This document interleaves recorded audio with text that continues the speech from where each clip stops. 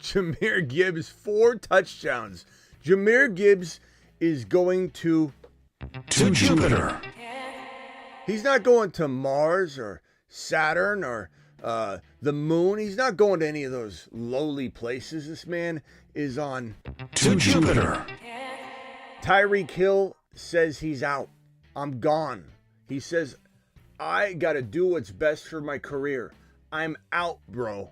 I'm out. He's leaving Miami. Will he be able to facilitate a trade? He can't just walk away. We're talking about this situation. Tyreek Hill, is he washed? Does he have anything left? Did Miami make him look like he has nothing left? We're talking Tyreek Hill. We're talking Jahmyr Gibbs, who some of you don't even know. If you know, don't say. Some of you don't even know what college he went to. Do some of you even know? If you know, don't say. If you think you know, post your answer. Where did Jahmyr Gibbs go to college? All you smart Alex. Where did he go to college? Does anybody even know? You don't. The box score Bobbies have no clue where this. He didn't go to. Red says Alabama. Wrong. Wrong, Red. He didn't go to Alabama. What's wrong with you? Red, you're my boy. You're supposed to know ball. He didn't go to Alabama. Scott, you're wrong. He didn't go to Alabama. Wrong. Both of you don't know what you're talking about.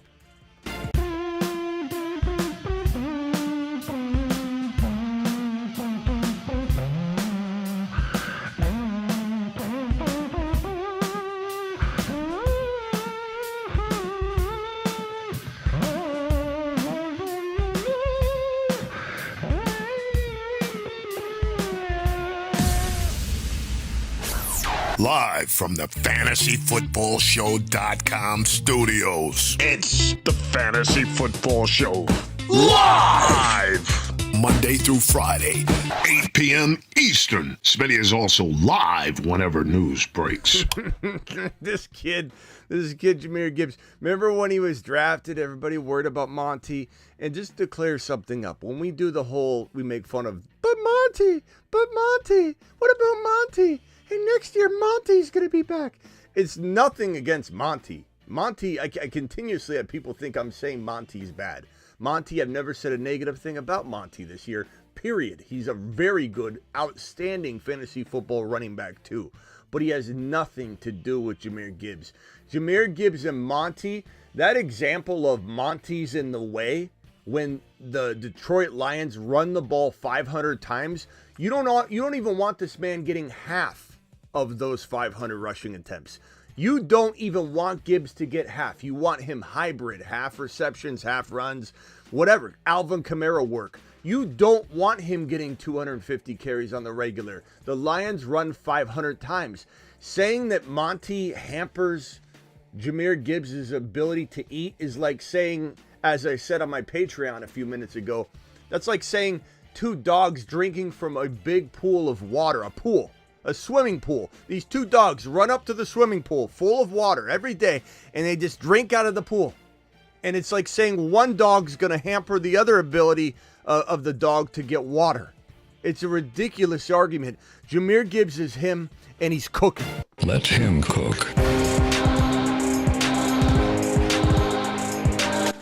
And that's not going to change. And for those that need a little bit more, let me see if I can find where's my Jahmyr Gibbs shirt? Where's my Jahmyr Gibbs shirt when I need it? Let's put on.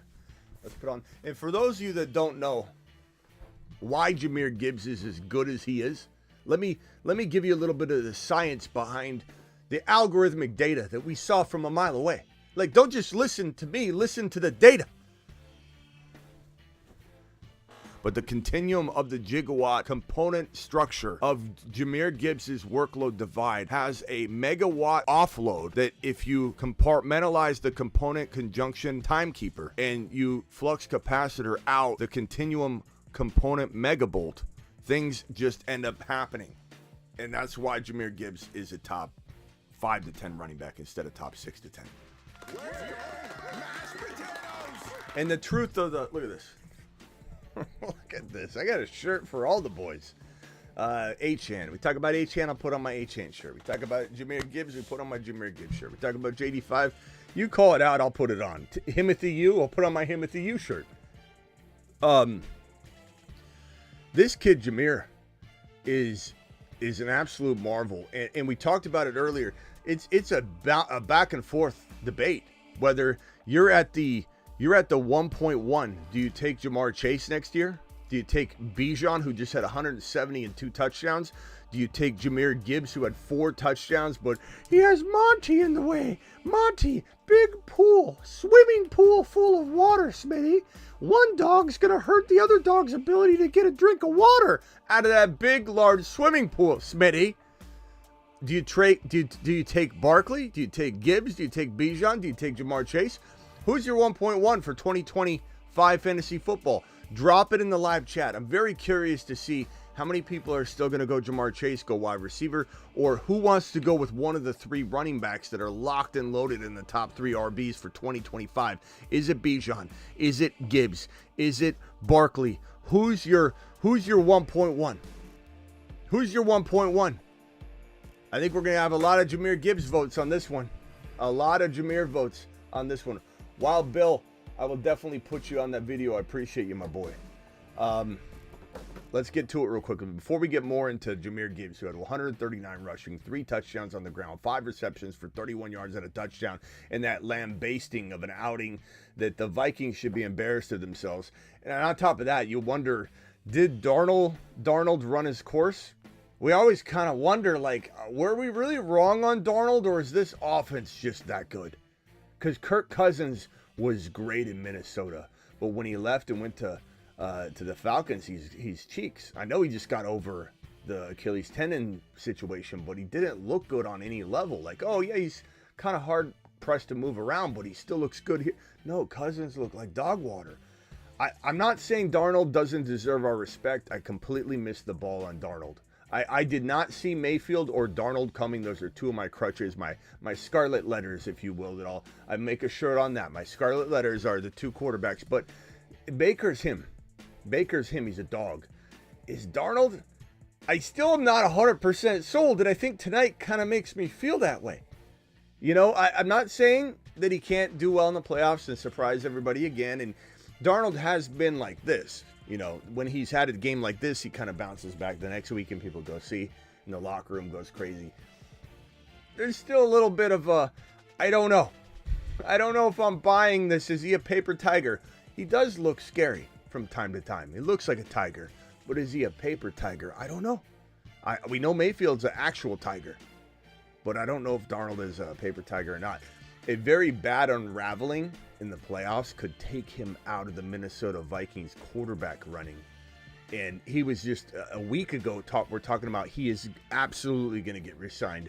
No doubt about it. JJ McCarthy, hope you like holding a clipboard. And then now all of a sudden, you don't really know. But we'll see what happens. It's certainly going to be an entertaining thing. This right here. Look, Tyreek Hill. Let me read the quote exactly from you, or for you. I'm opening the door. The people were talking about, hey, how do you feel about this year? This reporter that was asking these questions, 2 reporters or 3, but the 2 you hear talking in the interview, they don't even look like they're heading in a direction of, are you staying in Miami? They didn't even think that this was a conversation, really. And then he kind of made a couple comments, and the guy said something about he said, keeping his options open. What does he need to do for his family? And the reporter goes, are you leaving Miami? And he goes, I'm opening the door. I'm out, bro. It was great playing here. He said bye. It was great playing here. But at the end of the day, I got to do what's best for my career. I am too much of a competitor to be just out there. And they said, so you're leaving? And he was like, and then he walked away, and you hear him. So yes. So he's gone. Like, Tyreek Hill's gone. Now, is there a chance that he doesn't facilitate a trade? It seems like anytime he's wanted to leave somewhere, he gets out, right? In the small examples that we have. But it seems like players in general can do that in the NFL. You would think they couldn't because of holdout, when they, accumulating fines and things like that. When you're not on the field, you're not showing up.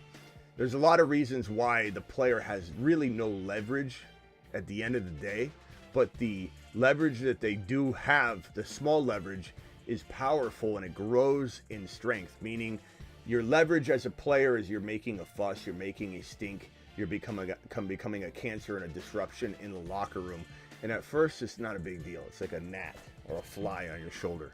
But as the offseason moves along, as the team's trying to prepare and they can't prepare with their best weapon, and the offense is like, it's basically naked out there, just unable to function.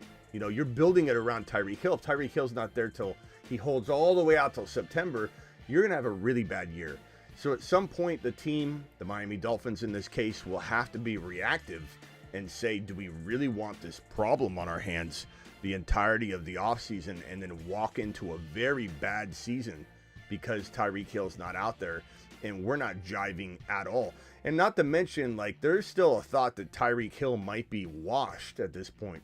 We don't fully know. I'm not saying he's 100% washed, but I'm certainly not saying that Tyreek Hill goes somewhere else and thrives right away for another year or two.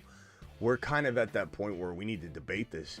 We need to ask ourselves the question. We don't even know now. We can't pretend to know the answer. Anybody that says, oh, he is washed or he has one more year, it's good that you're taking a stab at it, but you're guessing. Because we really have to deep dive into this. We really got to look at all the footage again. I'm going to watch every play. I'm going to look into what happens with the surgery. How much of the wrist was really a part of this, or is this an excuse for him? How much do I believe in Tua Tagovailoa? Did Tyreek Hill put himself in this position? There's so much to look at. Where he goes will be a huge factor. If he goes somewhere like Dallas, where he's playing second fiddle to a much younger, stronger, I wouldn't say faster yet, but stronger, younger player in CeeDee Lamb, that is the number one. Tyreek Hill's going to kind of get watered down. So will he really do well in just any old place? No. His landing spot will be vital of whether we give him another shot or not. Will a team even want him? If I was a GM and I said, what do you want for Tyreek Hill? And they're like, well, we want X, Y, and Z. I'd be like, I don't even know if he's worth it. I don't know if he's even worth the contract, taking on the contract. And here's Tyreek Hill's contract. He's a unrestricted free agent in 2027, meaning he's got 2 more years on his new deal. His dead cap, if you look at the very far column, is $56.9 million. In 2026, his dead cap is $15.568. Obviously, that's different if you get traded. We'll work those numbers out when we have that available, but if they were to cut him, it would be $56.9 million in dead cap in that 2025 column, all the way to the last number on the far side. But obviously, if they trade him, they can release some money. It's tough to say, you know, like a team taking him on. This is a 50. His salary. Let me go back. His salary for 2025 is $10 million base, $6.5 million signing, and then you look down, roster bonus is $1 million. Then you look down on 2026, $29.9 million salary, signing bonus 6.5. So that's where he's getting paid this whopping amount of money, and the total guarantee on this contract was $59 million. You almost got to ask yourself, if you're an organization, do we take him for free? Like, we'll take him on for garbage draft pick, but you're essentially giving us a big, heavy contract with a guy we're not sure has a lot left in the tank. There's so much to digest here. But Tyreek Hill wants out.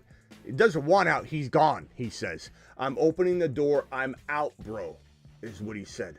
I'm opening the door. I'm out. He doesn't want to be there. Most teams have a way of saying we don't, bow down to player trade, demands. And other teams are like, we don't want somebody in the locker room that doesn't want to be there, because then they infect the thinking and tear down the entire team. It's going to be crazy. It's going to be crazy. TBR says Smitty knows ball. Put some respect on this man. 85 to 90% of his takes are correct.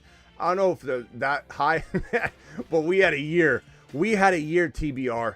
I'll tell you, I've had some good years. I'd like to think that I have more good in any year than bad, or why would anybody come back? But some years we get hit by some injuries. The Breece Hall and Javonte Williams ACL tear year, that was a rough one for me. we hit on a lot of things, but there was such a bunch of major top 5 predictions that I had that got struck by injury. It was a rough year. This year, freaking home run after home run. And yeah, there's some misses. Certainly some misses. I highlighted the fact that I didn't see Baker coming. I didn't see Sam Darnold coming. I was down on Mixon for majority of the beginning of the year. That proved to be wrong on my part, but then he fell off the face of the earth and failed people anyway. There's a lot of things. I wasn't as excited about Lamar Jackson's offensive line. Like, there are things that I missed. I was very critical of, okay, is Lamar going to have a struggle bus beginning of the year? He obviously didn't. There's some things that we missed, but good Lord, did we smash. Good Lord, did we smash. Jahmyr Gibbs.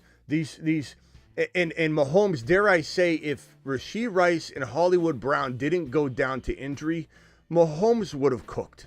Mahomes is cooking now. Mahomes is a 3 TD per game guy with both Hollywood and Pacheco back. And imagine if he still had Rashee Rice. So excuses, I don't need them. But let's take a look at the supernovas for a second. There are handfuls of Saturn, Mars, and Moon men, but only 8 can be supernovas. I give you the 8 best picks Mahomes in didn't fantasy land. football. They are the 8 supernovas. Brees Hall definitely disappointed on a major level. Tyron They are the 8 JD5 smash. Coleman failed. Achan smash. Gibbs smash. hateful 8.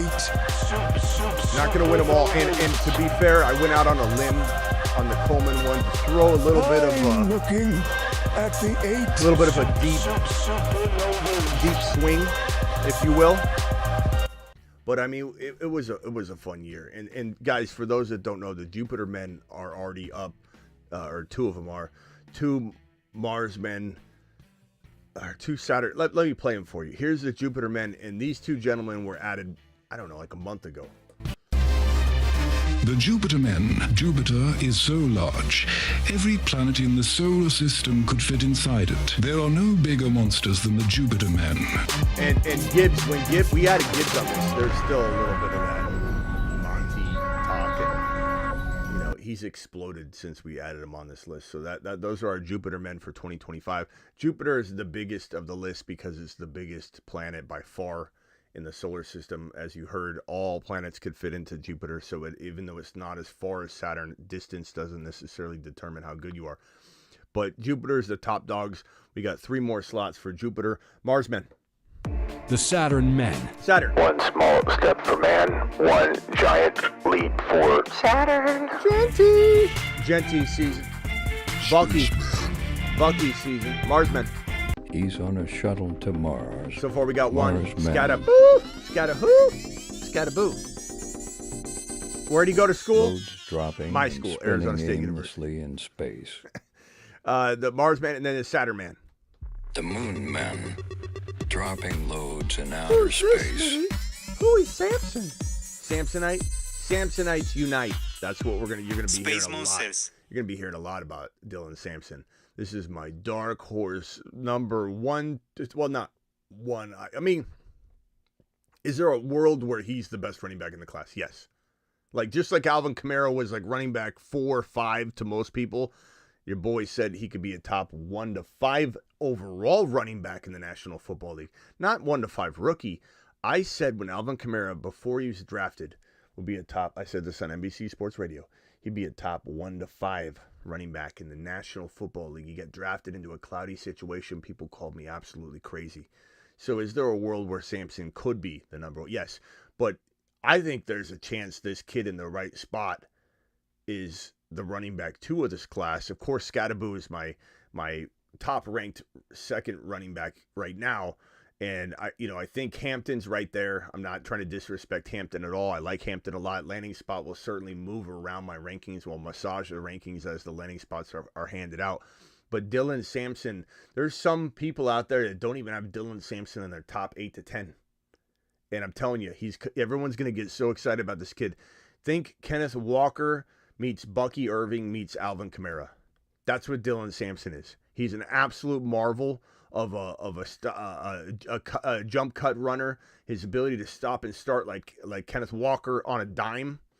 He's an unbelievable player. And you'll hear a lot of hype about Dylan Sampson. Your boy's bringing it here first. Man, what a show here we've got. We got 368 people in the building to talk about this. Hit the thumb up button if you're new to the show. Hit the thumb up button if you're not new. Hit the subscribe button if you're new, because you found your new home. I go live whenever big news breaks. I go live every time a game ends. And I also go live Monday through Friday at 8 p.m. Eastern every single Monday through Friday. That's how we roll. That's how Dad did it. That's how America does it. And it's worked out pretty good so far. Monday through Friday, 8 p.m. Eastern. Don't miss a damn show. Gibbs is him. Tyreek Hill is not. My early assessment, if I had to make a little prediction on whether Tyreek Hill does well elsewhere, I'm going to say the odds of him still... Listen to me right here. I'm going to give you my prediction. I'm not saying I wouldn't draft Tyreek Hill in the right ADP slot that accounts for all the risk that I'm about to spit out. But at the end of the day, it's about red flags. At the end of the day, my ability to predict busting comes down to red flags, and I try and teach you guys the best way to identify those red flags and to know that it is actually a red flag. And then the simple concept of when you see multiple red flags, I'm not saying the player's an absolute lock to bust, but I would run in another direction. Unless you're playing best ball and you like to mix up things, that's fine to have different variations of different players and take a risk on somebody. But if you're playing in 3 buddy leagues or a work league, 2 buddy leagues and a work league, 3 leagues, they're your yearly leagues. I'm going to tell you right now, the best way to avoid injury and devastation and disappointment is to run away from players that play on bad teams offensively, can't move the football down the field, they're not going to be in position to score, don't have a quarterback, you're screwed. And this would go for, like, let's say a good running back got traded to the Raiders, and the Raiders screw the pooch at the quarterback position again, and they bring in a Geno Smith caliber player, okay, just saying, and they get that kind of quarterback, and they don't go in the direction of drafting one of the top 2 or getting Justin Fields, and you have a running back that lands in LV.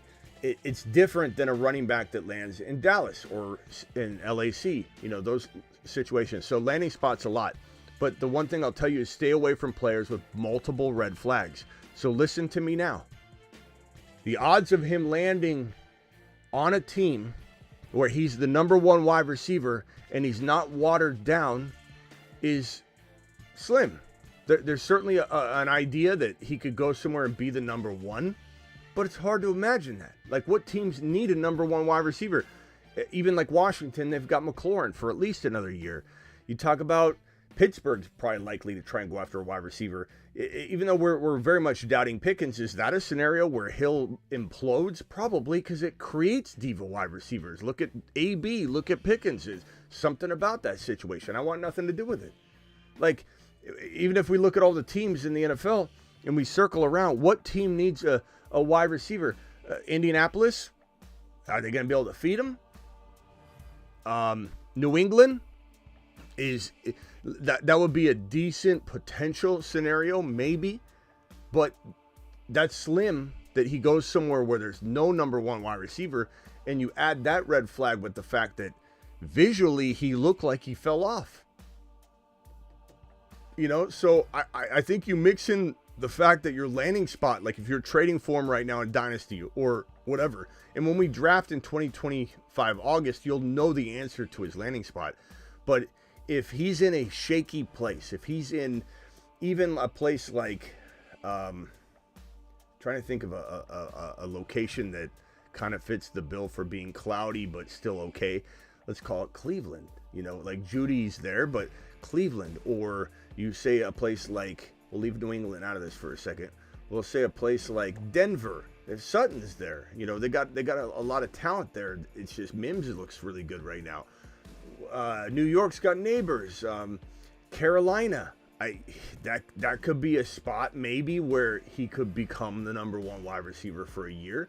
But they've had good production. But like there's very few teams that don't have some sort of elite player. You know, so how does he go somewhere and thrive when the additional red flag and the major red flag is that it looks like he's dropped off? He hasn't complained about not getting the ball. You don't see him marching up and down the sidelines going, give me the ball, I need the ball, I'll win this game, give me the ball. Coach, throw it to me. That's what Tyreek Hill would be doing if he still had it. Don't you guys think this is a money grab? I think Tyreek Hill, he did mention in his quote, if you go back to his quote, he said he's got to do the right thing for his career, but he also said, which is not on this piece of his clipping, is that he's got to do the right thing for his family.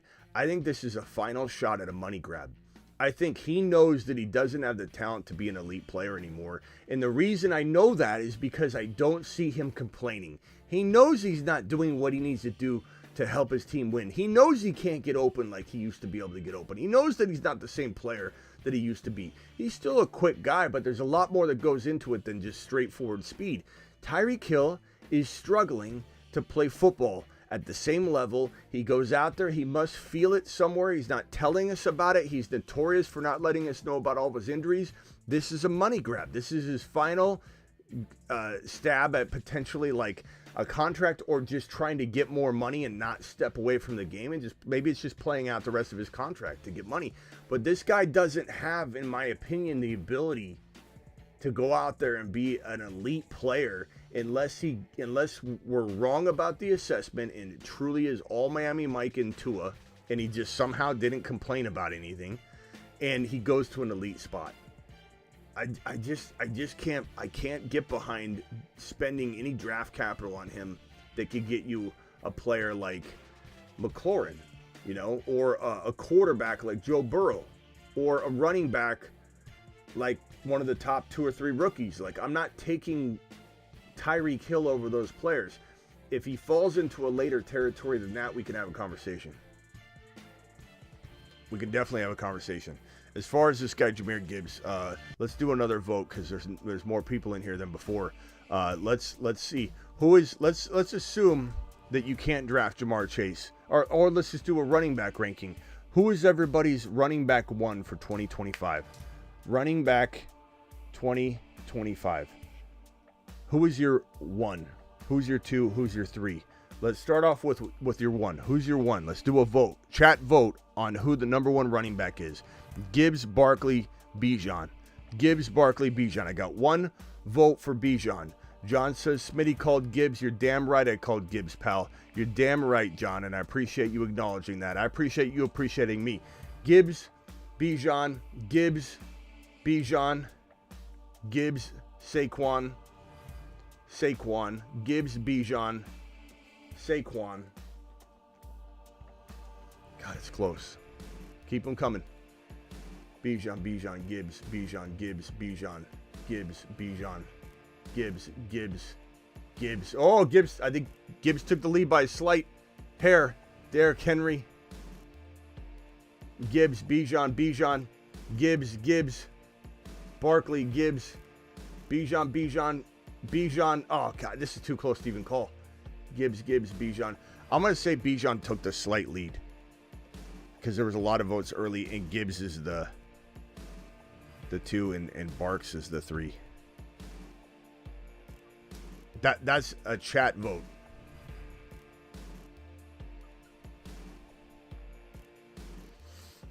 I'd have to say that this is just a straight up damn tie to me at this point. It's Gibbs and Bijan. I'd be elated to have either one, and I think if I was in best ball thinking, I split them. I got 8 leagues. I'm gonna decide to go one of these 2 guys. I'm going 4 Bijan. I'm going 4 Gibbs. I mean, damn.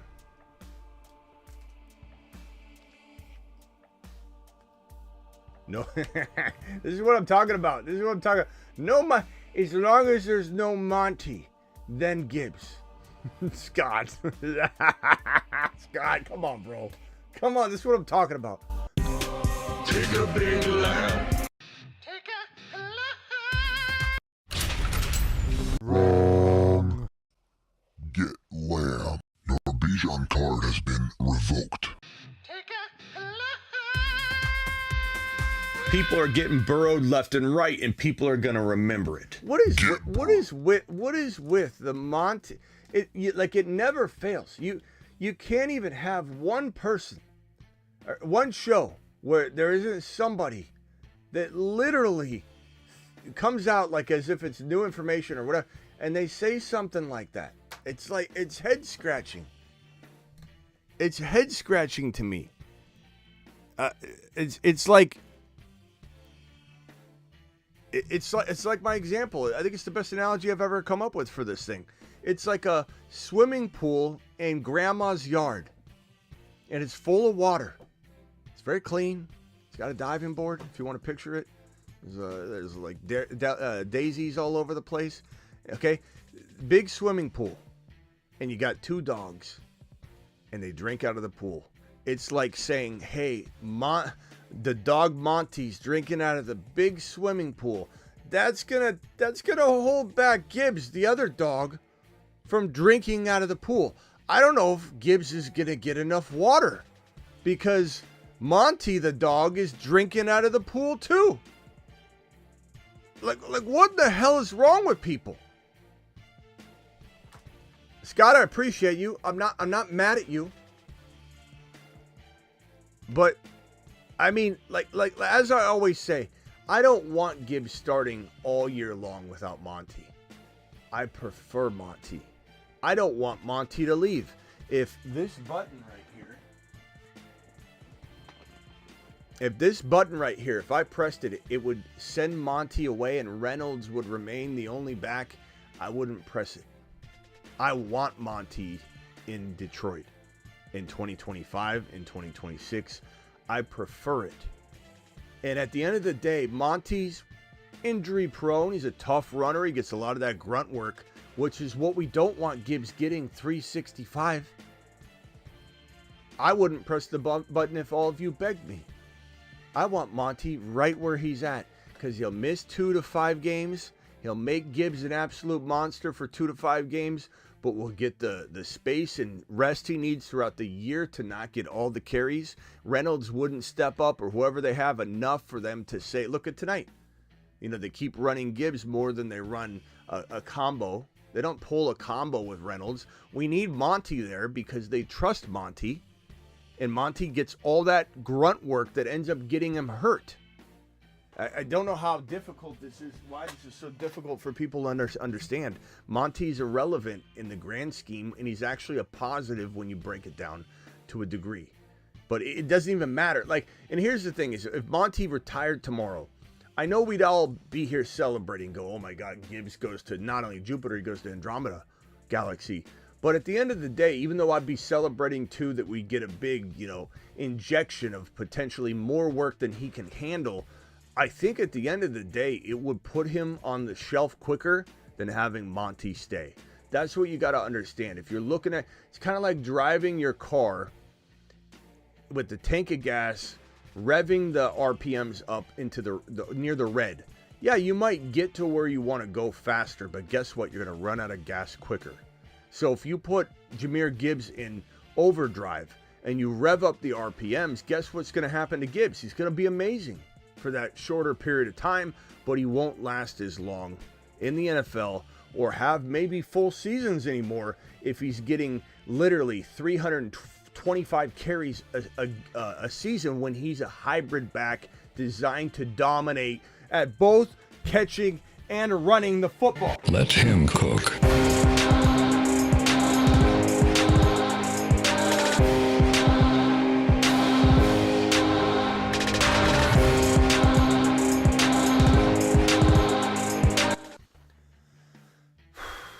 All right, super chats have been piling up. I'm so sorry. Daniel dropped a $20 like 8,000 hours ago. Daniel, I'm so sorry, bro. Lewis, JJ, CJ, Superfish, Christian, Manny, and dear God help us. Appreciate you all dropping your super chat. I'm coming right for you. Nobody will pay Tyreek the money he is owed. He can talk all he wants. He's stuck. Miami is fully involved dumpster fire. Engulfed or involved, I don't know if you meant that.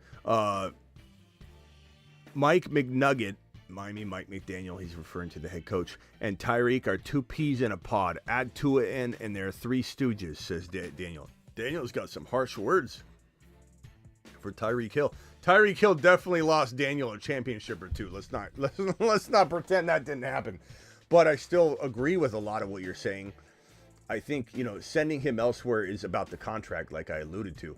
If there was a team that was interested in him, they would probably say what I just said earlier, that, hey, we're not really interested in giving you anything. We're taking on his contract. So we'll give you a fifth round pick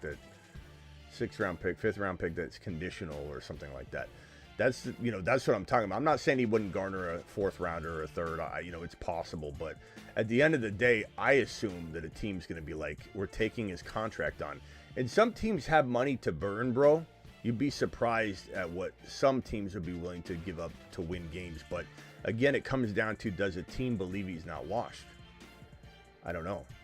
287 to 167 for first place. Gibbs was on fire. Thanks, Smitty. Dear God, help us. Appreciate your super chat. Monster finish for you, bro, in the mid twos.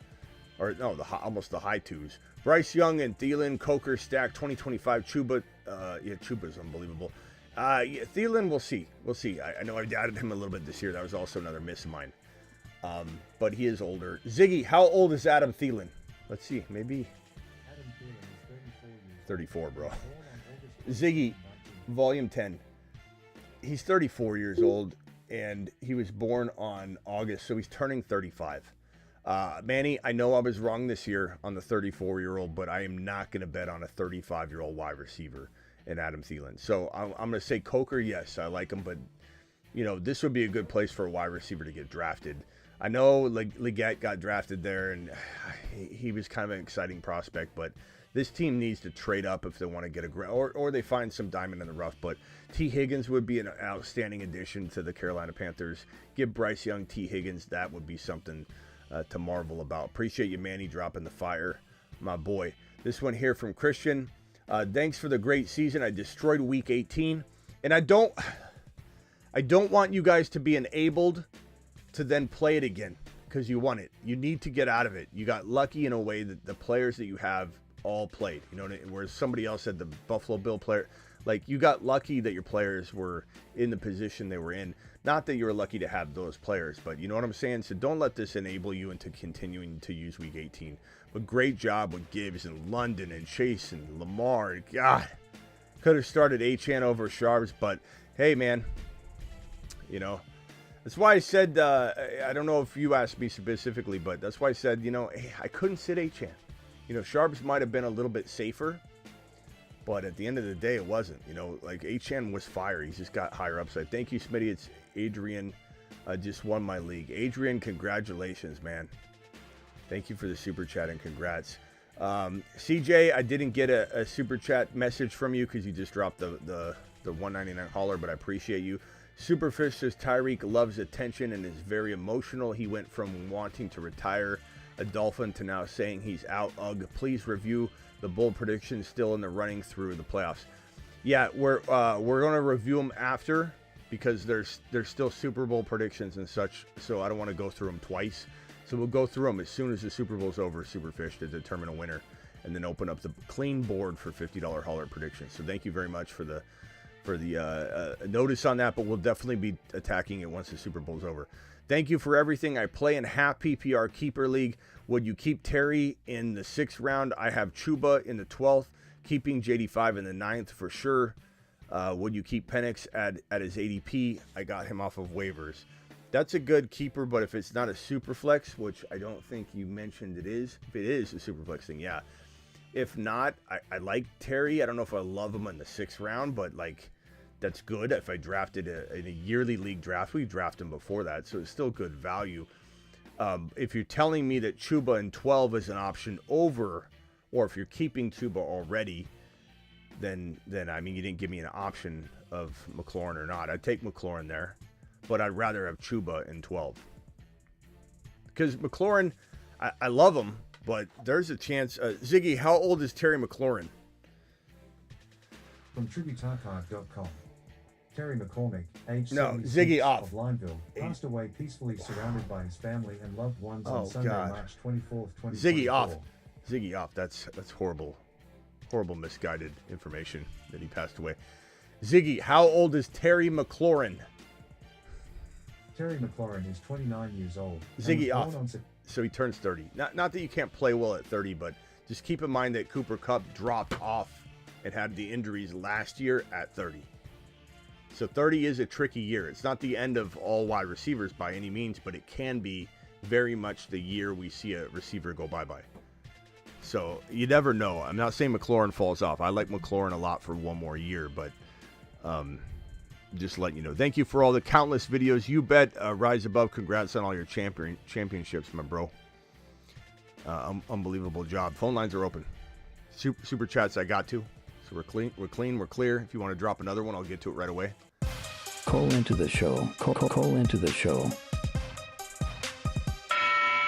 I'm going to try and do a better job about these celebratory messages. This one here, everyone witnessed a Gibba ray burst. Yeah, a gamma ray burst, a Gibba ray burst. Yeah, definitely.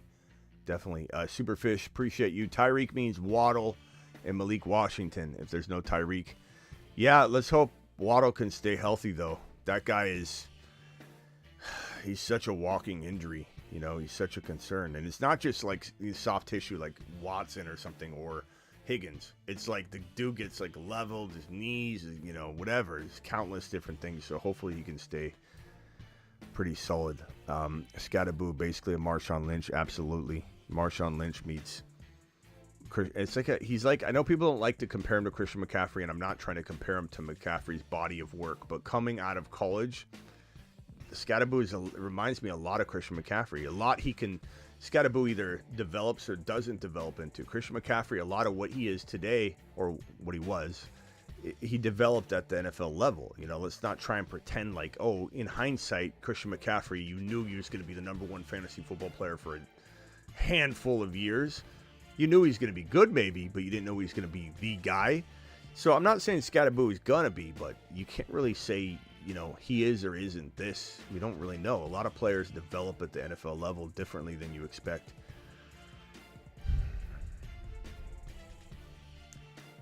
Yep, Terry, best 8th round pick I ever had in 22 seasons, says Daniel. Yeah, he was a great play this year. You know, as we said all offseason, he was going to thrive. You know, it's kind of like DJ Moore without Fields. We didn't know what he could fully be, but we knew it was special. And then once he was handed Fields turned DJ Moore into a top 5 to 7 wide receiver. And I think Fields would have done that with Pickens had he had a good coach. I think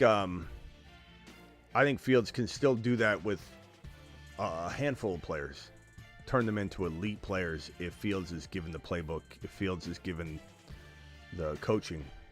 You know, coach him up. Coach the guy up. Do him a solid. I wonder if Henry continues to deliver. Tough to say, man. It's tough to doubt him. But the drop-off will happen. You just got to ask yourself, are you the guy that wants to be wrong on him and he thrives again? Or do you want to catch a falling knife? You know, like you just don't know. I don't think my advice would be this, Lewis. I wouldn't run away from him if his ADP is solid, like 2nd round or something. If he goes like 8 overall, it's not that I'm necessarily doubting him as much as I just would let someone else take the gamble and I just take a slightly safer player. It's not doubt, it's just being smart. If I get him, if I'm so lucky to get him as my bookend 2nd drafted player, like let's say you were drafting right around 2.2, bookend-ish, 2.4, and I got Derrick Henry, I'd take him, but then I'd try and trade him, you know, mid-season. I think Derrick Henry's got another quarter of a year to a half a year left, and maybe he has another second half of the season that thrives, and maybe he doesn't. And I think I'd like to ride the train for a quarter of a year, a half a year, and then jump off versus just avoid him. You know what I mean? Like, be smart about it. That would be my Derrick Henry plan of attack.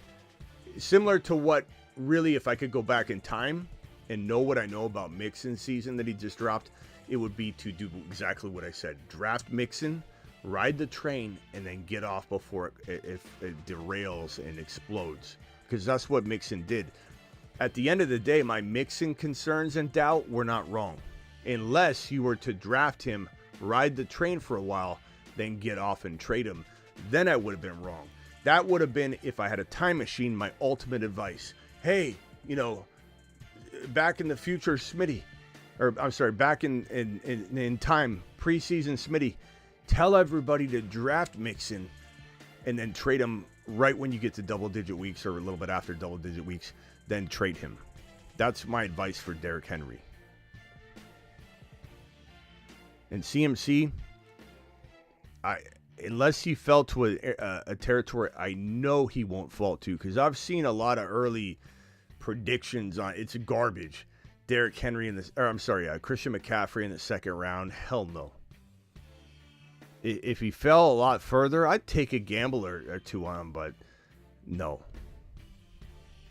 Garendo suffered a injury today. It's really sucked. Man, the Lions look tough, don't they? Bucky, second round. Yeah, at the rate he's playing, another good game with a touchdown. Bucky was solid.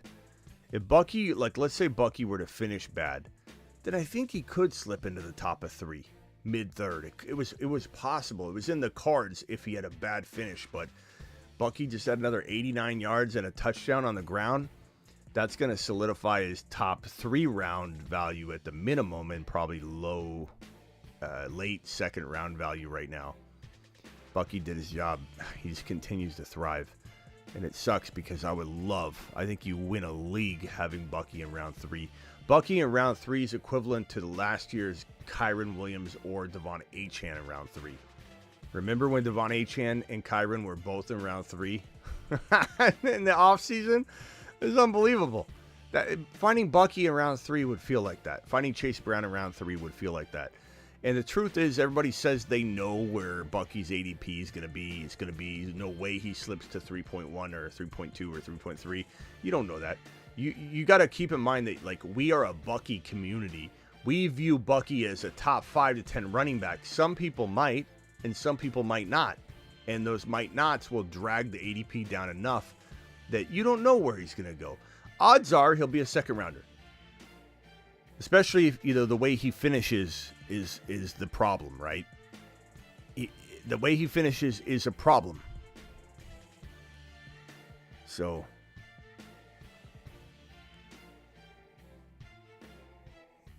Genty will go second round probably. Yeah, absolutely. Genty will go probably right where MHJ went. He might climb into the bottom of round 1 for a little bit in best ball drafts. You never know. I don't know if, and again, people might think, Smitty's a running back guy. I'm not a running back guy. I'm not a wide receiver guy. I'm not an early quarterback guy. I'm not a late quarterback guy. I'm a best player available guy. And best player available after countless mock drafts will kind of give us a trend as to what the most likely favorite, not that I'd plan it out or lock it in or cement it in before I walked into a draft, but what the most likely plan of attack might be for us if we have this pick or that pick. And I think early indications to me are that I'm going to be a balance wins the day guy this year. And that's not a new thing. That's best player available looking as though you got a number 1 or number 2 pick. Yeah, I could go RB there. And then I have a feeling the right wide receiver will be sitting there in the second or top of round 3. If I have bookend picks, I have a feeling that I'll have 1 running back and 1 wide receiver just at the early look at ADP. But I'm still going to mix it up. We'll do best ball drafts where I go RB, wide receiver. I reserve the right to change my mind because the trend is what's going to drive that. Best player available is determined by the ADPs. Best player available is determined by what the other drafters are doing and how they're making mistakes. So we really don't know what the best strategy is going to be walking into next year. And anybody that says I'm going running back, or I'm going wide receiver, you might be leaving meat on the bone, and you're making a reckless move by cementing in your plan of attack without even knowing what your options are going to be.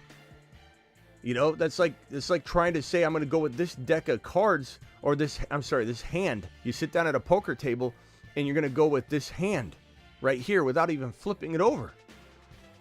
This seat was lucky last year. Wide receiver was lucky last year. Not lucky, but it was fortunate last year. If you had wide receiver, you smashed it. So you sit down in the seat where that guy drafted wide receiver. You're just going to take his hand no matter what without flipping it over and looking at it. You gotta You got to go best player available. We have to mock draft a little bit or do best ball drafts or do some rankings and really get into the mix before we really know what strategies will probably lean. So let's not get excited about what you should do or not do as if it's cemented in. We don't know. And if you say you know, then you're making a mistake. All right, phone lines are open. Dial in, dial in, dial in. Call into the show. Call into the show.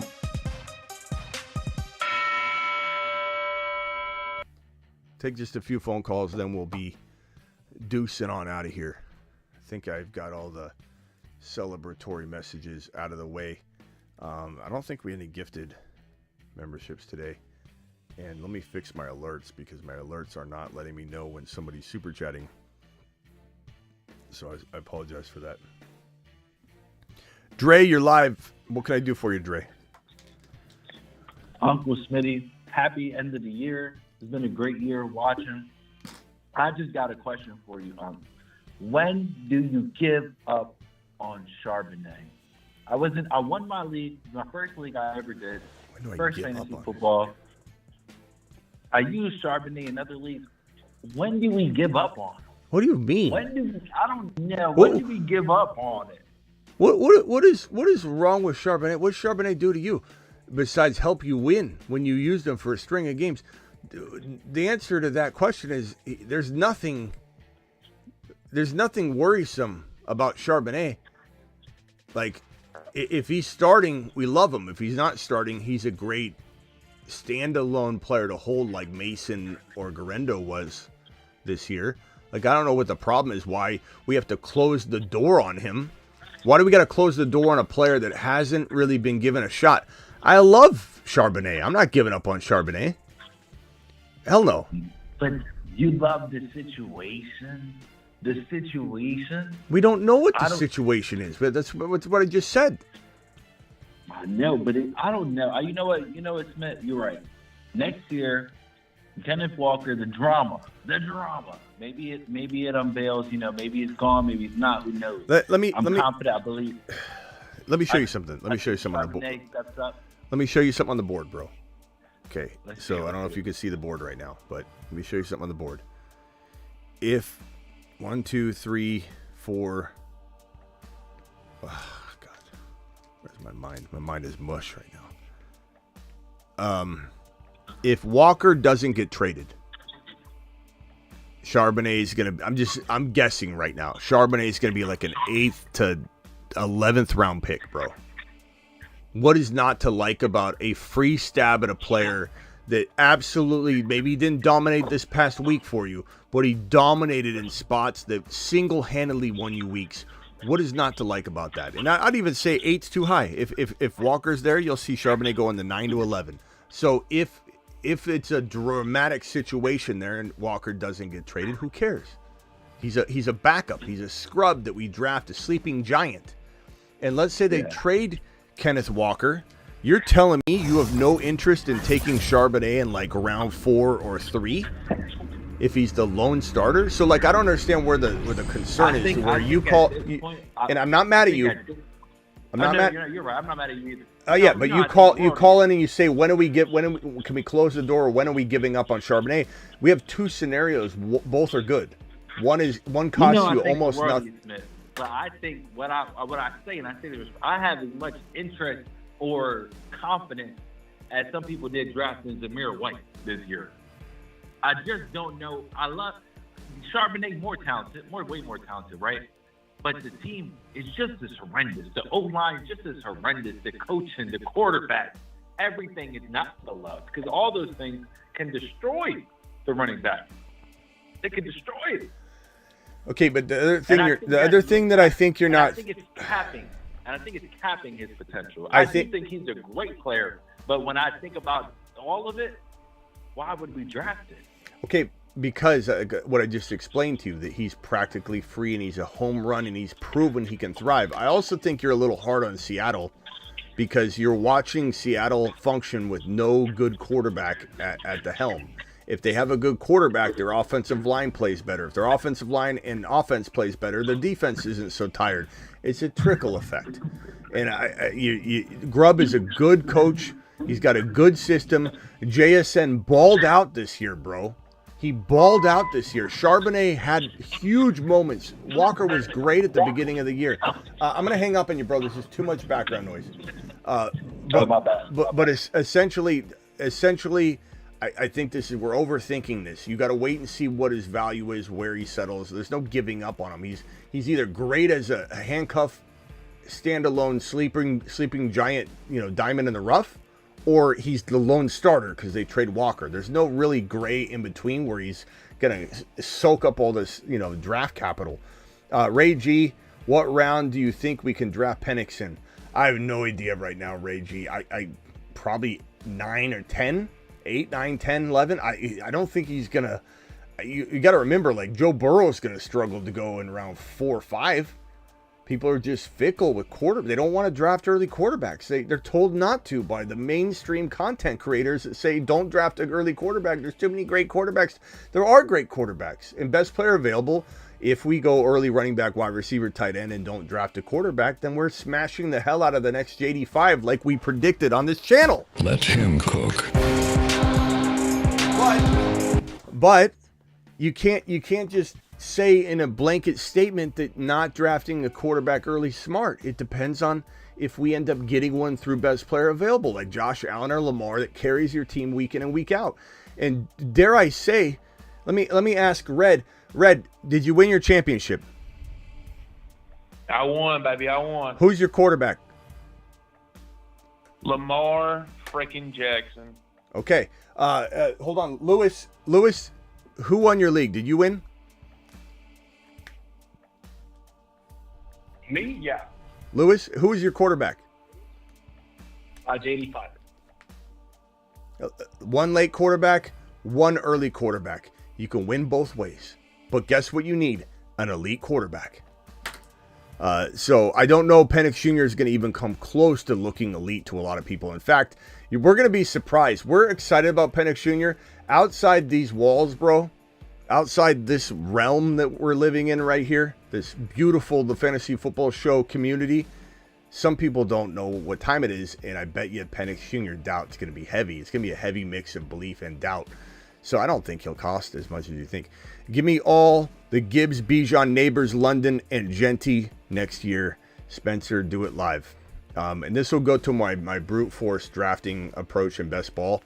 That kind of mirrors what you're saying here. Like, give me that every time. Like, I'm gonna have some best ball training on how to absorb as much as you can of one player, and how I think it's ridiculous that people tell you should have this 7 or 8 or 11% player share, and no more than that or no less than this or what. Like, you just wait for the best ball strategies. All right, let me get over to. Marco, or no, Red, you're live, then Marco, then Lewis. Red, go ahead. You're live.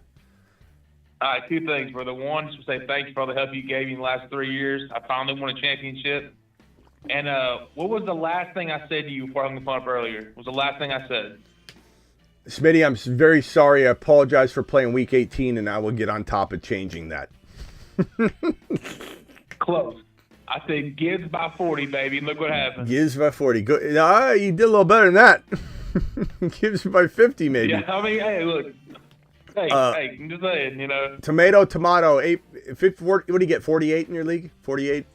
49? Yeah, I got 48. 48, bro. Jeez. He's an absolute marvel. He's wild. He's a marvel. I love this guy. Look at him. Yeah, man, I just want to say appreciate your help, man, and everything you did for me, brother. I appreciate it. Yeah, man, we had a good year. Don't go anywhere. We're on to 2025 right now, so there's no break. All right. Oh, I ain't going nowhere, man. All right, Red. Appreciate you. Later. For anybody watching right now and you think that this show is going to go dormant, we're not. Other channels go dormant. We don't. We're here 365. In fact, I am more active in the off season starting now. Now through August, I am more active now through August than I am September through December. It's not that I'm not active in September through December. It's just, it's crazier. There's more breaking news. I, believe it or not, enjoy the content more. I love coming up with all these things more than anything. I love doing breaking news shows on something huge. I love doing prediction shows where we get to hype it for 6 to 10 months. Let's go over to Marco. Marco, you're live. Hey, Smitty. Just want to say thank you for all the advice this year. This is my first year watching you. Attaboy. I got my second ship today. Attaboy. Barely. I was going against Gibbs. Oof. I won by 3. Nice job. Nice job, bro. Yeah, I took Penix today, and he had JD5, so I kind of screwed him over today. Nice. Penix had a day, bro. That was a risky play. I know people were like, Smitty, I said Penix Jr. his first start, and people said, oh, you can't start a guy. Look, JD5 was great right out of the box. I had no doubt about Penix Jr., and he did look good. He played well. He just had some bad luck with London's drop and then Kyle Pitts dropping balls. And so his first 2 starts were kind of shoddy, but you knew he was good. You knew the product was good. It just was getting fumbled. The output was not there, and it wasn't his fault. But look what Penix does. He has 3 TDs in week number 18. Here's his line right here. Let me move Tyreek's mug out of the way. Look at this line. 312, 3 total touchdowns. Absolutely phenomenal day for Penix. And more importantly than anything is he no pun intended, the Penix, everything rises up around the Penix. It just does. Plain and simple. No pause pause needed. No pause needed at all. It's just fact. And when this guy is able to score 3 TDs and his running back is able to run for 2 and 170 and his receiver is able to catch 187 and 2 TDs, you know what that tells me? That when they're at and around the goal line, the defense doesn't know what to do. And that's why this man is having success running the ball into the end zone now, because guess what? Cousins was predictable. Let's shut down Bijan because Cousins ain't going to get it in the end zone. So stack boxes, defensive attention goes to Bijan. Bijan's not as efficient around the goal line. Now you got Penix in there who can run. He can throw. He's got a cannon of an arm. Now Bijan walks into the end zone untouched. The Penix causes rising all around him. Yeah, for sure. I feel like he should run more, too. I think he's kind of scared to get hurt. He does. I mean, look, he's only played 3 games. And he ran. He scored a rushing touchdown. Yeah. I mean, I get what you're saying. And I think that was his thinking coming out of college. Like, let me get to the pros. Because if I get hurt again, I'm not going to get drafted. So he was really scared to run and screw it up. And I think Grubb, who was his coach over in Washington, right? Ryan Grubb. Mm-hmm. He came over to Seattle, which is why I like him so much in Seattle and what he's done with JSN. And he's had Geno Smith. People need to cut him some slack. But I think Grubb and Penix both didn't want him running to get hurt because he had so many injuries before. 4 season-ending injuries, which is why he's so old. He played like 6 years in college. So it is what it is. Penix is absolutely rising. The Penix is rising. Yeah, I think he'll be good next year. He'll be real good next year. Mm-hmm. But yeah, I just want to say thank you. Thank you for the good season. I'll be watching you from now on. Attaboy. Appreciate you. We're live Monday through Friday, 8 p.m. Doesn't ever go away. There's no break, nothing. So get ready. We're starting now. Yep. Haven't missed a show. Thanks. All right. Later. Lewis, you're live. Hey, what's going on, Smitty? Thank you again for everything you do for the fantasy community and even the week 18 players. But just building up on the super chat that I sent you earlier, how do you feel? So it's basically I can keep 4 players, and then I'm gonna keep Chuba and I'm gonna keep JD5 in the 9s. So I was just asking because Terry is the 6th rounder, but Michael Penix is off waivers. So basically, if you pick him off of waivers, he goes off ADP. Do you think it's not a super flex? It's not that, but do you think it's smart to basically just pick him up wherever he's going to fall, say round 10, 11, 12, just to keep him? And then I was actually thinking about picking up Josh Allen earlier because I'm a draft, I know it sounds kind of crazy, but do you think that's kind of... Let me tell you why it's not a... I hear you. I have enough information to already answer it. Penix Jr.'s ADP, let's say it does climb to, let's just call it 9. The difference between these are negligible. And at the end of the day, you got to ask yourself, in a yearly league mindset, let's assume, even though it's a keeper league, let's just talk about next year, because the way we're going to train you as a fantasy football soldier, I mean, you already got the skills. I'm not trying to say you need it necessarily, but we'll make you better, stronger, faster. Turn your weaknesses into strengths, bro. I have no doubt that next year you won't need to rely on Terry or Penix Jr. to be your keeper, okay? You have JD5 already, and you're going to have some other gem on your roster that is as good as JD5 is a keeper right now. So let's not focus on the long-term keeper value of Terry when you just need to use him for this year. And then you will replenish the stock of players to choose from, and you'll have no problem having 3 gems to keep, JD5 being one of them. So let's throw out the worrisome, like, hey, he's older. Keep him, bro. 6th round is amazing value for 1 year thinking. If he was thrown into a yearly league draft right now, he would go way before 6th round. Keep Terry at 6th round value. You can draft Penix Jr. back in around 9 or 10. That's such a far draft pick away, it doesn't even matter. So this is the easiest decision you could ever make. And if you start overthinking it, you're going to confuse yourself. But do not. And as far as drafting Josh Allen and JD5, it's not the end of the world if you could trade JD5 away. But the one thing I'll say is it's harder to trade quarterbacks than it sounds like it's going to be.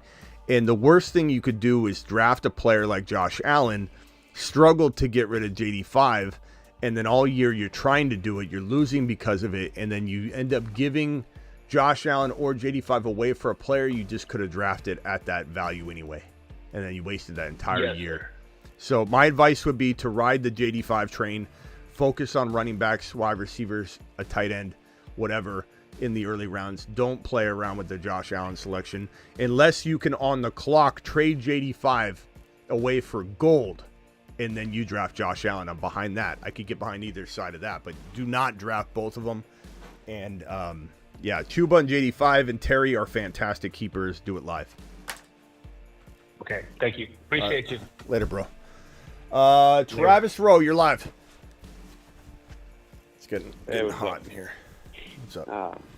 So with Penix next year, like ADP wise, do you think he falls down where like people probably forget Burrow was going 61, Jordan Love was 80. Like, I think 80. Do you think he falls into that range? I think he falls in Jordan Love range, not Burrow and Stroud range. That's what I was kind of. Okay, yeah, I was kind of thinking he might fall that low, right? but this year, where does Stroud go versus Bryce Young? Bryce Young probably goes a round or two before Stroud. What? Yeah. Stroud went 40, 41 ADP last year in the league I'm looking at. And then Young was just end of the draft, 220. I don't think I'd draft Bryce Young high. I'm just saying, like, I think, and I'm not saying you're saying that, but I'm just saying that, like, I bet you Young's ADP is going to be higher. Ah, man, that's, Stroud reminds me of,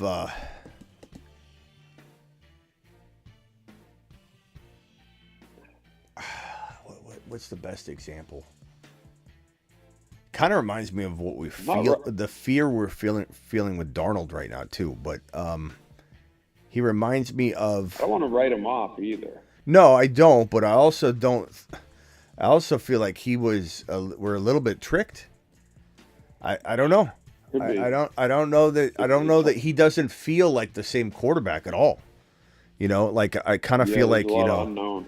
Yeah, when I watch him, it's not like I'm saying, oh, he's just had a string of bad luck and he lost his receivers. He's kind of off his game. Like when Mahomes was off his game, he certainly isn't now. For all the Mahomes haters out there, he's going to ball out in the playoffs. But Mahomes still looked good. He was almost like you felt bad for Mahomes. You're like, God, man, he's surrounded by a bunch of like JV squad players, and they're dropping footballs, and he's trying. Stroud looks like he's lost, absolutely lost. And sometimes a quarterback, once they get film out there, a whole year's worth of film, defenses figure you out. Yeah. And I just don't know what. And he's not really a dog. And I took a little bit of heat. not really in the live stream, but like later on, DMs, comments. I don't really want to get into it too much, but like he kind of lost his composure on the field. And as much as that means something important to me as a human being, like I felt really bad for Stroud, and I felt like that's a good friend. And I just want to put that out there. I think that was a great friend. Great friends. For Stroud to be crying on the field, not just crying, but kind of weeping, he very much loved loves his boy Tank Dell, who suffered a catastrophic knee injury, but injuries happen in this sport. If T. Higgins suffered a dislocated knee and damaged everything, Joe Burrow would march on. Joe Burrow wouldn't weep and hold on to somebody and cry in their arms, and that's what Stroud was doing. It wasn't just tears; he was holding on to players and he was crying, and he lost his composure. And I'm just telling you, those are some of the same fears I have about Caleb Williams. Right now, Caleb Williams and Stroud mirror each other more than Stroud mirrors an elite quarterback. Yeah, I agree. Like Tank Dell didn't die. Tank Dell just got hurt. And this is their job. Like, he got hurt on the job. It was a bad injury, but that's different. Like, if your dog dies or something, like, you cry. Like, I totally understand that. I'm not trying to say that a grown man can't cry. I'm not trying to say that, a family member, you hear bad. Like, of course, it's not even the same thing. Not even the same thing. But when you're a field general in football and you're on the field and one of your players gets hurt, yeah, he might be a really good friend, but you don't bawl and cry and lose your composure and have all your teammates looking at you and they're like, okay, this is the guy that's going to go in and go blue 32. We got to go straight over out of the foxhole and over the hill and capture the flag. Like, I just... So what I'm trying to say is I think he doesn't have that dog in him. And unfortunately, if defenses figure you out a little bit and you don't have that dog, that ability to just figure it out on the fly Maverick style, I don't know. That's why I feel like he's falling apart. And you can get mad at me for my take all you want. If anybody's out there going, hey, he's crying, it's not bad. Tank Dell just got hurt. It was a bad injury, but he just got hurt. There's no reason you should be bawling like a little kid on the sideline holding your teammates. Sorry. At the least, he has. He's got a lot to prove all over again. I mean, on the field, like you said, in terms of how tough he is, everything. I mean, it's a complete question mark for him. Yeah, when I tore my knee up bad. I snapped my ACL in half. I tore my MCL to a point where you don't tear your MCL in half, you don't tear your LCL in half, but you tear your ACL, which is, you can see on the back of this knee, it's in the middle. Your ACL and your PCL, those snap in half very easily when you dislocate or hyperextend your leg. But your MCL, it just tears to the point where you might need to have surgery, but it's still connected, but it's a very bad tear. I tore my MCL to the point where it was very much needing surgery, barely, almost not needing surgery. And so I healed it on my own, but it's still sore to this day. So maybe I did need surgery. It's borderline. The LCL I tore meniscus. I jacked my knee up. And I was playing in a full contact, and at this point, this was in college. I was playing at a full contact blocking ASU intramural flag league. So it was an ASU, tournament. And it was one of those flag football tournaments where you see people, flying all over the field. Like, it's very popular now. It was a little less popular back then. But it was aggressive, full contact blocking. Like, if anything, it was a little harder blocking in that league than it was like in high school playing with pads, because you have no pads on and it's full contact blocking. And I had my leg locked and a guy shoved me in the back and I just snapped my knee. And I was playing with all my buddies. They didn't shed a tear. They didn't. They carted me. They took me off the field, carted me off the field. I went straight to the hospital to have immediate surgery. They didn't cry. And I didn't judge them for it.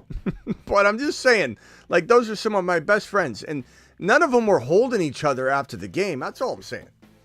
Like, you got to be able to move forward. It was blue 32, hatchback left, immediately when I exited the field. All right, go ahead. I'm sorry, Travis. No. I was just calling in on the Penix ADP. Just curious about what you thought. How far down he'll be able to get taken at. So you're at where Love was, like. I mean, I don't 70, know. 80 range. I don't know. I'm not saying like where I want. Anyway. Yeah, where I think the ADP will be, not where I think his value is. Sure. So I would say there's no way. Well, that'll be round 6, 7 anyway. I don't think he's going that high. So if we go Josh Allen, bottom of 2, top of 3, depending on who you're drafting with. Lamar 3.2. Let's just say they might both go around 2. JD 5, end of 3, top of 4. So we'll put JD 5 there. Jalen Hurts in the top 5.2. Let's say Joe Burrow in 5 or in 6. So you're getting to Penix Jr. is not even going to be close to the next quarterback off the board according to the average Joe. So that eliminates round 7. Probably 8. I'd say Penix Jr. is in the 9, 10, or 11 territory. Yeah. Big range because I don't know what people are going to react to. But, yeah, it's almost a double-digit round quarterback, which is awesome. I mean, he looks great. He'll be a sleeper for a lot of people. There will be a lot of people that are behind him and saying, because they love the value. Right? The value's going to be great. But I can't see him going any higher than 9. Right now, at least. I don't know. Yeah, because you still have guys like Baker to go ahead of him, too. Yeah. People will take Herbert ahead of him, Goff. He doesn't have a big resume of playing great. He has one game that people are going to look at fantasy-wise and say, so, he's not going ahead of – he's going to be barely top 10, which is fantastic. Yeah, Nix is going to go in round 8, 7. I'd say Nix goes somewhere in here. I mean, people will take Darnold over him. Yeah, well, depending on how he finishes, but yeah. So, I mean, Nix is a good example of there's no way Penix Jr. goes right next to Nix at all. So you got at least a round or a round and a half or 2 round spacer between wherever Nix goes and where Penix Jr. goes. So, yeah. Interesting topic, though. Tomorrow we'll do.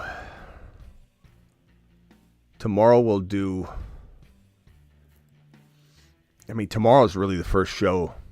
We have no football regular season left, so the 8 p.m. show can be whatever I want it to be, really, unless there's news that breaks, or it might be more Tyreek Hill stuff. I don't know. But either tomorrow's show or tomorrow evening show or tomorrow day show, if I can do it, will be the fantasy football court, which will be. It's time for fantasy football. Court. Which will be all about the topic of London versus BTJ in 2025. So what we're going to do is have 4 callers call in, first 4 that call in, and claim what spot they want to defend in the court of fantasy football. If you're going to debate London or you're going to debate BTJ, we need 4 deep fake attorneys on one side and 4 on the other side. And so we'll have 4 counsel in favor of London, 4 counsel in favor of BTJ, and we'll have a damn debate going. So get ready if you want to make that show and be one of the defending, defenders of the universe for BTJ or the universe of London. Make sure you call in. I think that will be tomorrow at some point. I'm not sure if it'll be the day show. Probably not the day show because people are working and we have less phone call opportunity, but maybe the 8 p.m. show, that's what we'll do. That's a good one, too. No. All right. Anything else, Travis? I was going to say, now with that Garendo injury, do you think Niners push harder for running back earlier in the draft. I'm scared they're taking Genty or Scottaboo. I'm so petrified. That's what I'm thinking. I feel like, remember when Odunze, I didn't want Chicago to take Odunze. I didn't want it. I wanted him to go to Buffalo, but I said, I know Chicago's taking Odunze. They took him. I think Genty or Scottaboo, there's a 60% chance that the Niners take Genty or Scottaboo. And the Niners have the 11 pick now. They got the 11 pick. Genty could fall. It's getting close. Niners or Bears could be where Genty ends up. And don't get cute and think that in some way, shape, or form the Niners have other needs and they're going to address those needs. When Shanahan drafted a useless wide receiver, useless to the team, in round 1 last year. His first year without Adam Peters, the absolute brain behind all the San Francisco 49er picks the last decade. Shanahan goes on his own for the first time, controlling the draft by himself, essentially. And he goes ahead and drafts Ricky Pearsall, who we like, but they didn't need him at all. And I don't know if you guys remember that the announcement was made that they drafted Cooper DeJean. And even on this channel, when we were doing the pick by pick, we put Cooper DeJean up for the Niners. And we're like, oh, they put Cooper. What a good pick. Looks like Shanahan. And then all of a sudden it broke. No. It's not Cooper DeJean. And then the pick was announced, and they ended up switching it to Ricky Pearsall. And the excuse in San Francisco was, at least in San Francisco circles, was that Shanahan and John and Kyle both released that early and then decided to change it to find out where the rat was in the building, because somebody was ratting out some stuff. And that was such a BS story. What had happened is, if you remember correctly, in that in the middle of that draft, or the tail end of that first round draft, and if anybody doesn't know, day 1 is round 1 and then day 2 is round 2. So at the end of this day 1, you were talking about, it was like pick, I think 28 was Buffalo. I believe that was correct, 27 or 28. And they traded down, and then here's the 2.1 the next day. This is the next day 2. So day 2, the Buffalo Bills traded all the way down, or they traded down a couple spots. The Niners were trying to make a trade. They took Ricky Pearsall. They took Cooper DeJean. Then they announced, or they were going to take Cooper DeJean. They announced they're taking Ricky Pearsall. Then the Buffalo Bills moved down to the 2.1. They made 2 move downs in that time frame when the Niners were trying to decide, who they were going to pick. And I believe they took Pearsall because the Buffalo Bills were set on getting either Debo or Ayuk, probably Debo at that point, in a trade. Then all night they worked on the deal, didn't work out, and Shanahan got stuck with Ricky Pearsall. And he thought he was going to need to replace Debo or replace Ayuk. And I feel like in my gut, that's what happened. Shanahan got worked over. Yep. And they ended up getting stuck with Ricky Pearsall. I almost guarantee you that's how it played out. He might have been able to have both of them. He played his cards right. Yeah, Jonathan Taylor had a day too. JT's a beast. But and with the Cardinals, do you think seeing we looked it up, I think it's Connor, he's a free agent, right? So do you think with Benson and seeing Carter run pretty good these past couple of weeks, do you think they just let him walk, go with Benson, and maybe bring Carter back too? Maybe. Because I mean, Carter was pretty good with the Jets, and then kind of never really caught on anywhere. But he's looked good, and there's something there, at least as a part-time back. So. Yeah, but keep in mind what he's going up against. It's like he's going up against ones, and I mean, he's looked all right. Even when he was getting some carries against ones, but he's good. He's definitely a decent back for sure. Kind of reminds me of maybe he's a Chuba, and we're just like, everyone's like, he would have made it already, right? If he was good, but then Chuba came around. Yeah. What's so weird is that I have a Chuba Hubbard video. I'll try and find it, where I hyped Chuba Hubbard up so much as a rookie, and he failed hardcore. And it's like, this is one of those things where situation can destroy a prediction, and you're not really wrong, but you are. Like, I misjudged how Chuba would be used and how good he'd be, and, you know, and then now all of a sudden he's balling out. And I'll admit, I didn't love him this year, so it's not like I can take credit for it because I jumped off the ship after it wasn't going anywhere. But he looks fantastic, and with Jonathan Brooks suffering another devastating, you know, injury to his knee, it's the Chuba Hubbard show. Extended, it's his team. But anyway, I guess what I was trying to say was, is Carter maybe a version of that? Maybe. Yeah, and I was even thinking just, you know, as a complimentary piece to Benson, if Benson ends up being the guy. Yeah, pretty good. That'd be pretty good. I don't mind that. I guess more so it's just that Connor may be looking for a job, and be interesting to see where he ends up too. Because I don't know. It's hard to know what the deal with him is because he looked so good for most of the year, but again, you know, hurt at the end of the year and getting older. So. All right, Travis. I'll see you tomorrow, bro. Appreciate you. Yep, appreciate it. Later. 267 caller, you're live. What's your name and where are you calling from?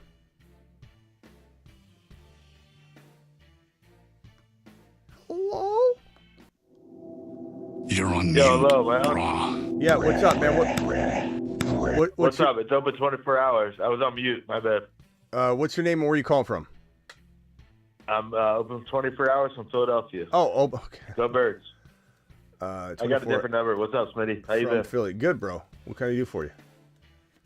All right, so I just got fourth place in a league that I should have won. It's a 10-team. I might need a whiteboard for this. 10-team times 11. 11 starters, super flex. It's tiered PPR. So half point for running backs, 1 point for wide receivers, 1.5 for tight ends. Okay. You're gonna lose the audience, bro. This is way too. I'll just tell you right now, it's way too much information for people to be interested in. I know you want advice, but this show is about the bigger picture. So hit me with the question, the meat and potatoes of the question. Real good shit. Real quick trade. Nico Collins, I would give up for Johnny Smith and the 1.02 essentially. Plus for Rashad David in a second, but whatever. Johnny Smith and the 1.02 and a 10-teamer, or Nico Collins, Superflex.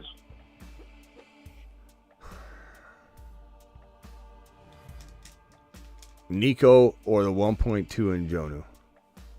And Jonnu in the tight end premium. I already have Mark Andrews and Kelsey, and Nico would be bad for be bad to give up Nico, but 1.02 I could get 10, right?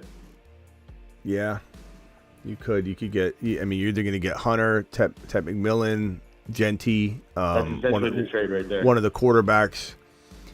I don't need a quarterback. I have Hurts and Allen. I don't need a quarterback. Then I'm gonna lean Nico, bro. You already got here's the end of the day. You've got Andrews and Kelsey. I'm not saying those are great long-term options, but I do believe you'll have some good production for one more year out of the combo.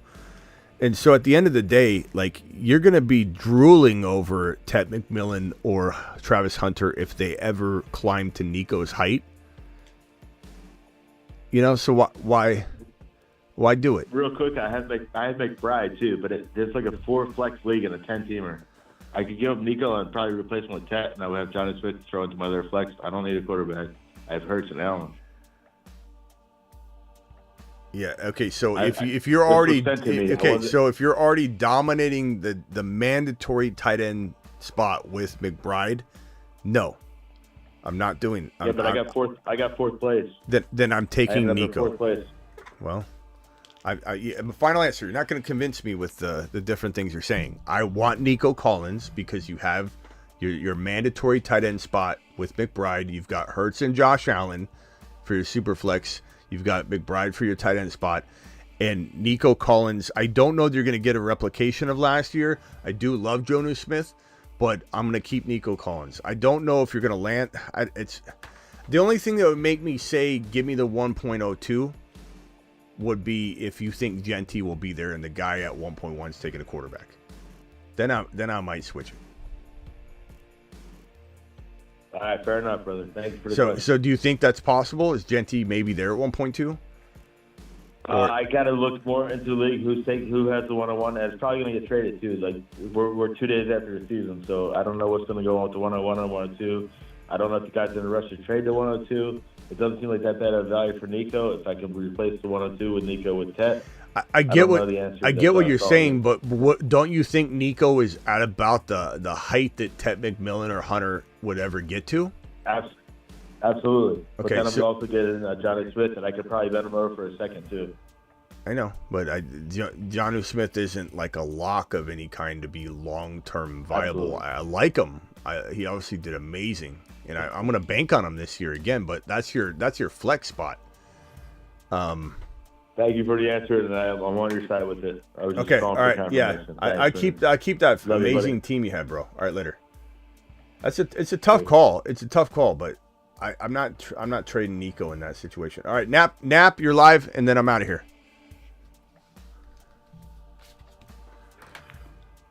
All right, hey, Smitty. Yeah, turn down the background noise there, bro. All right, yeah. Nap, hit me with it. I gotta go. Yeah. Gotcha. Okay. What do you think about this? This is some shit I was thinking about. What if the Bills trade James Cook? You think that can happen? Okay. Very vague, but I mean, no, probably not. Running backs rarely get traded, and I don't know. It's not crossed my mind. I don't know. I don't know that this is going to happen. There's not a lot of teams that need an RB, bro. What? Huh?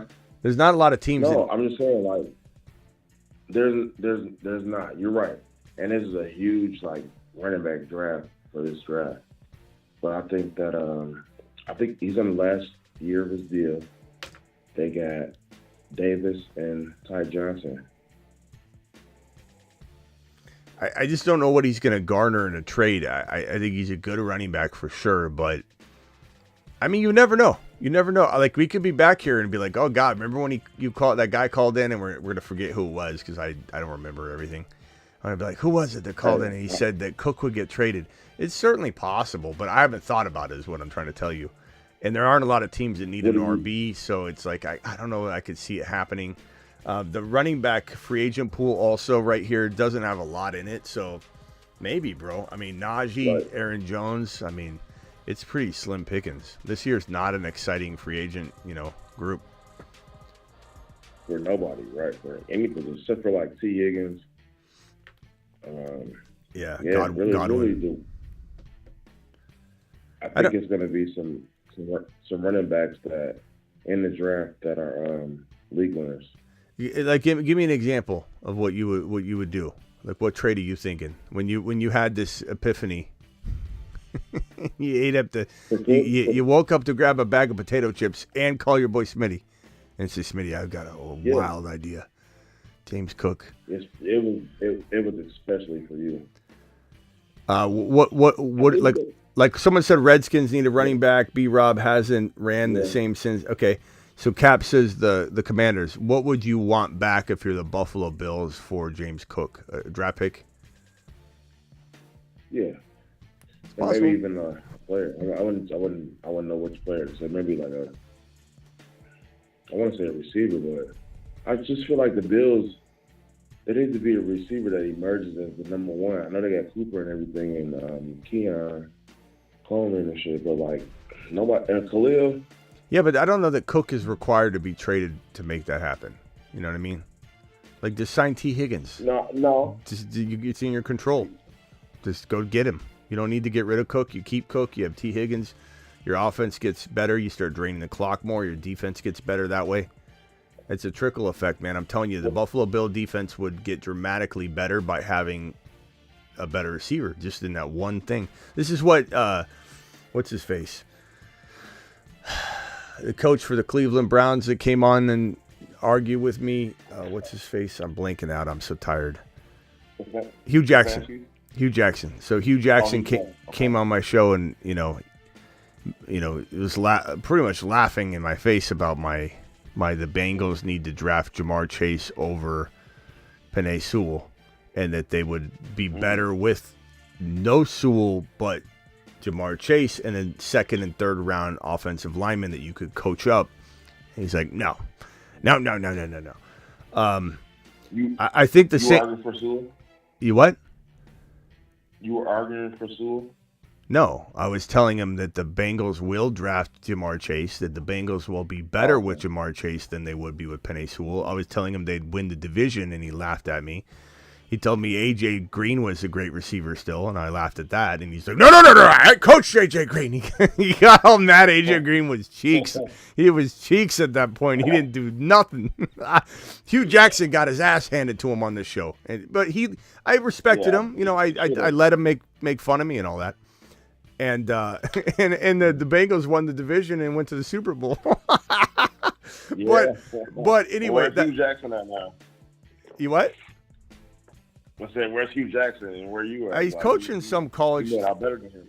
Yeah, he's coaching some college team. I think he thought he was on a Mickey Mouse show. I don't think he realized that I've been doing this professionally as long as he's been in the pros coaching, I think. But he's been in it a long time. But I think he thought I was like some green kid. I don't know. But anyway, so my whole point was similar to that, like how there's a trickle effect in a degrees of separation situation. I think the same thing could happen. Like if you go get T. Higgins, you don't need to get rid of James Cook to solve these other problems. I think those problems all get a little bit better just with the addition of draining the clock, having a possession receiver. Then you work on the defense, you work on the offense, whatever. But it's in their control. T. Higgins, just go sign him. Go do it live. That's all they got to do. One more thing. Hollywood Brown. One more thing with the Diggs playoff best ball drafts. I was doing some, and I noticed. This is just what I noticed, that you need to, like, not you in particular, but anybody who's doing those, they need to kind of like make a Super Bowl matchup almost while hitting on the wild card and the next rounds and stuff.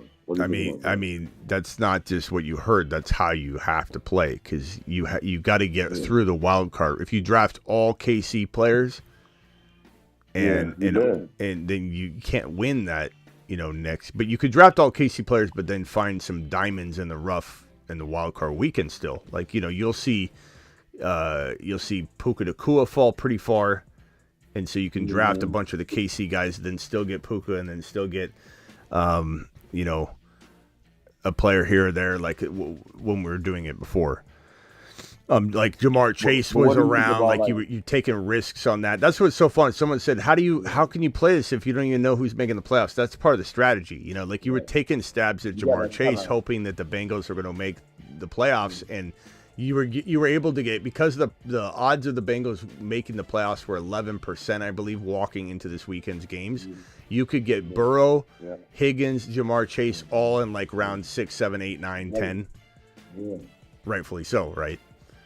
But what I'm saying, like, so say you drafted KC guys. So what I've been doing is, say I drafted KC guys, I'm gonna try to draft like 4 or 5 KC guys, and then like pick NFC players who you think can make the Super Bowl too. Yeah, a lot of strategy involved. And this guy right here, Sam, says, Smitty, do you like Josh Allen or Lamar at 1.1 in an underdog best ball? Absolutely. I think the person that has a better shot of winning the entire thing is going to be somebody that drafted a quarterback that's going to be there thick and thin. Like if you think that Lamar is going to make it all the way, then you want Lamar because he's going to play in all the games.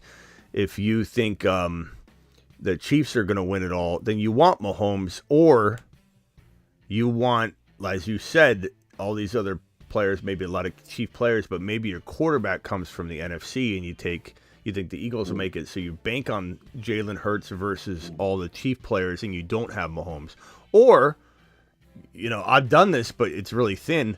You're able to take Mahomes and Jalen Hurts, guaranteeing yourself a better shot at having a Super Bowl quarterback. And if you have both of them meet each other, then you've got this rotation. Whoever outscores the other is your starter.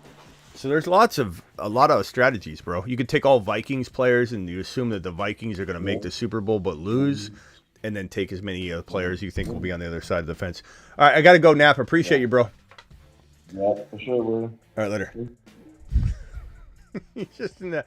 I feel like he was sleeping when he was talking to me the whole time. All right, appreciate Nap. Appreciate this guy dropping this super chat. Mole, appreciate you. Need tight end help. Won my 12-team Dynasty League, 0.5 PPR. Have Schultz, Disley, Bowers, McBride, plus Kittle are all out of reach. Continue to stream or... I mean, go after Laporta. I think he's the best value. Laporta is a fantastic value right now, my boy. Go after Laporta. And do it now before he has some big blow-up game in the playoffs. You know. All right, guys, I'm out of here. Appreciate you. See you tomorrow.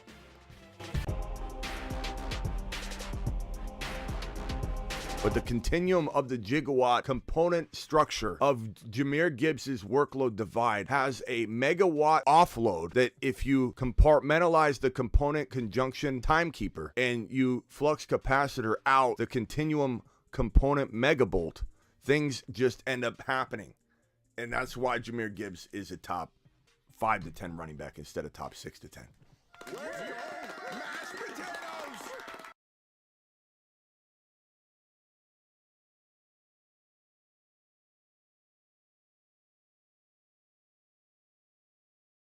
Hey, Chan.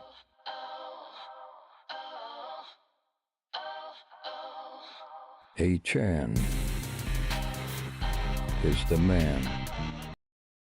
But the continuum of the gigawatt component structure of Jahmyr Gibbs' workload divide has a megawatt offload that if you compartmentalize the component conjunction timekeeper and you flux capacitor out the continuum component megabolt, things just end up happening. And that's why Jahmyr Gibbs is a top 5 to 10 running back instead of top 6 to 10. Hey, Chan.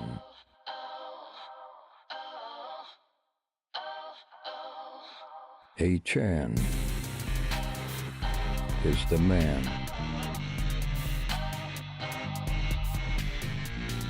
His haters call him small.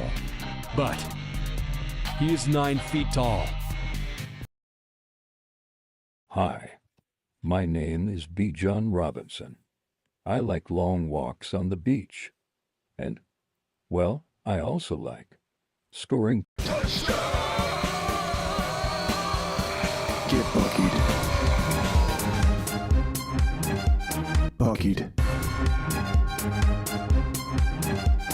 Buckied. Oh, Bucky. Yeah.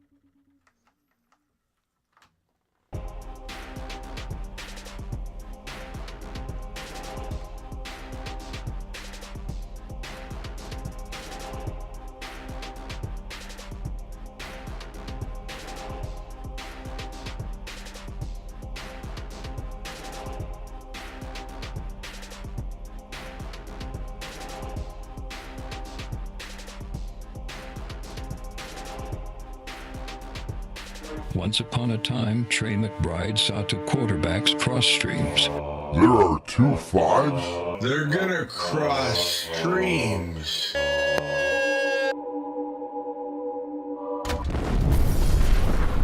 He worked effortlessly trying to accomplish this feat on his own. Then, one day, he crossed his 4th and 5th round average draft position. And then, this occurred.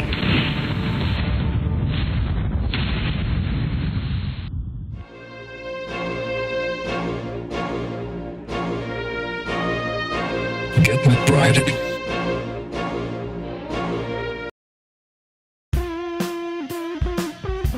He's a 5. JD5 is the only 5. JD5 is him, and now all can see.